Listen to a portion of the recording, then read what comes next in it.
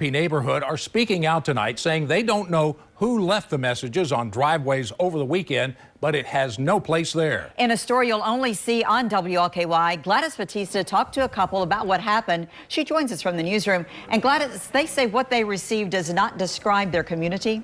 Yeah, that's exactly right, Vicki. John Melton and his boyfriend Braden Turner tell me they've lived on Nigel Drive in PRP for some time, and they love their neighbors. They call it the type of community everyone would want to live in. That's why they say they were so surprised they and dozens of others woke up to the same disturbing hate messages over the weekend. I never felt like I live in an area that's like, you know, I gotta hide that I'm gay. And John Melton says he still doesn't feel that way, even after he woke up to hate propaganda left on the driveway of his Nigel Drive home in PRP Sunday morning. I saw something and I just thought it was, you know, trash or garbage. So I went and picked it up and was shocked. In his hands, a plastic sandwich bag with rice inside and this message. All I saw was the white power side, and I was just like, you know, what the heck? And then I flipped it over, and it said, you know, basically only guy-girl relationships. And knowing he's been living in this home with his boyfriend Braden, the first thing that went through Melton's mind was, I was being targeted. I thought, you know, oh my gosh, one of these neighbors has a problem with homosexuals, and so they printed this off.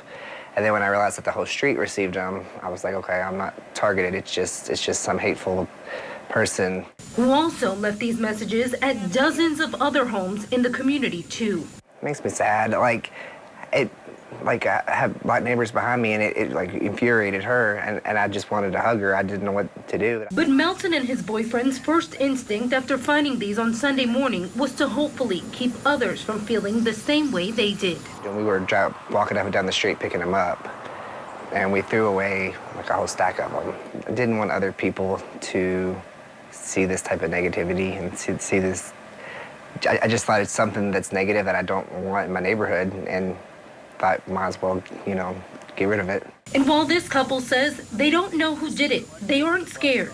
If this is how one of my neighbors really feels and believes, I don't want to know this person, and I'm not afraid to stand up for what's right. But they do believe this should be a wake-up call. The stuff you hear about white power and stuff like that, it's not some far-off thing that isn't in your community, you know?